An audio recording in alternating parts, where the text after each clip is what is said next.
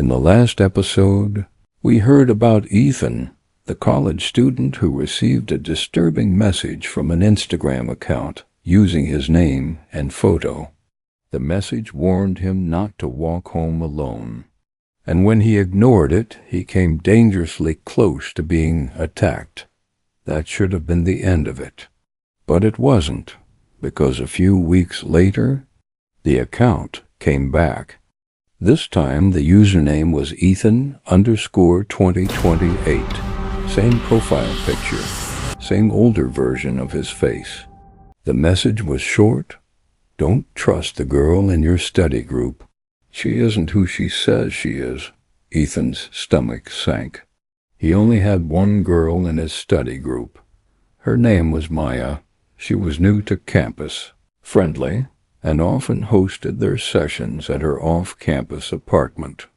Ethan wanted to laugh it off, but after what happened with the first warning, he couldn't ignore it. Still, accusing someone without proof wasn't an option, so he decided to quietly keep an eye on her. The next week, during a late-night study session at Maya's apartment, Ethan noticed something strange. Maya had left her laptop open on the desk while she went to grab drinks for everyone. When Ethan glanced at the screen, his blood ran cold. Her background wallpaper wasn't a landscape or an aesthetic design. It was a picture of him, not a picture he had ever taken. It showed him sitting in the cafeteria with friends, looking down at his phone, clearly taken from a distance. When Maya came back into the room, Ethan quickly looked away, but she noticed. She slammed the laptop shut, her face going pale. Nobody else seemed to notice the tension, but Ethan did. And in that moment, he realized the warning wasn't random. Someone or something wanted him to stay away from her. That night, Ethan couldn't sleep. He kept replaying the image in his head. Why would Maya have a photo of him like that? He considered reporting it, but what would he even say?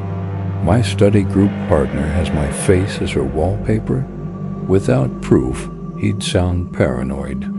He decided to block the strange account and move on.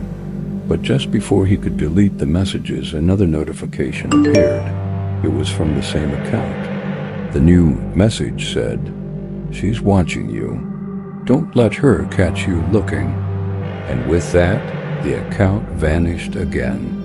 For days after, Ethan avoided Maya as much as possible, but she didn't seem to mind. In fact, she stopped coming to class altogether. One of the other study group members mentioned she was taking a break and had gone home, but Ethan wasn't so sure, because a few nights later he saw someone outside his dorm window. It was only for a second, a dark silhouette standing in the shadows of the quad, staring up at his window. When he blinked, it was gone. Ethan didn't know what to think anymore.